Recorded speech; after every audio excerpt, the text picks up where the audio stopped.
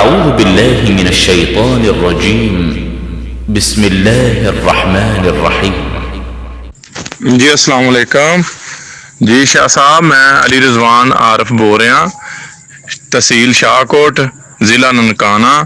Sir मैं तुहाडे नाल व्हाट्सएप ते राबते च।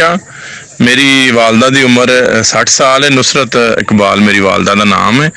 60 साल उन्हां दी उम्र है। तो सर असी उन्हां नूं बच्चेदानी का कोई मसला सी, असी वो चैक करवाया सर्विस हस्पताल तो उन्हें आख्या जी ये तो बच्चेदानी दे च रसौली इनू कढ़वा दिओ। वो जो रसौली कढ़वाने वास्ते ऑपरेशन किया तो उन्हें काफ़ी मेजर ऑपरेशन किया। डॉक्टर बाहर आन के दसिया कि ये तो कैंसर सी ते ये फैल गया। बहरहाल असी ऑपरेशन कर दिता। इसकी रिपोर्ट आती तो फिर मजीद फैसला होना।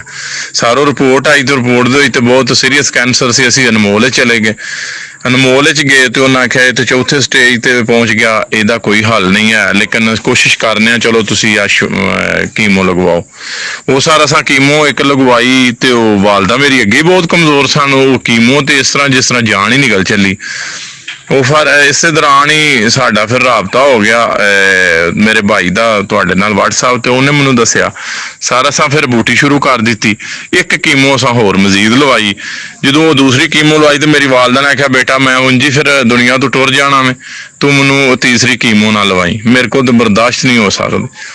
तो असी अल्लाह तो अकल फिर कुछ दम ही करवाया तो असी बूटी तो परहेज शुरू की रखा।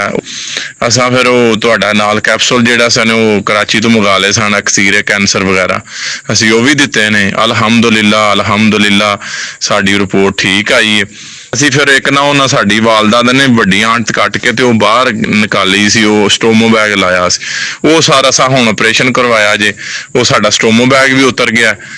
तो मेरी अम्मी का ना तुहाडे कोलों आराम आया वे, तुहाडे कहण ते असीं चले हाँ तो बूटी वगैरह पियाई है तो क्लीयर आ गया। अल्लाह का शुक्र है। तुहाडा बहुत बहुत मेहरबानी। अल्लाह पाक तुहानूं दुनिया आखरत दियां दे अजर देवे। ते अलहमदुलिल्लाह हुण ये दसो कि असीं ये जिहड़ा आराम तो बाद असी किन्नी देर ये बूटी इस्तेमाल करनी है और किन्नी देर असां ये परहेज रखना है। बहुत मेहरबानी सर, जज़ाकल्लाह। अस्सलाम वालेकुम। अल्हम्दुलिल्लाहि रब्बिल आलमीन।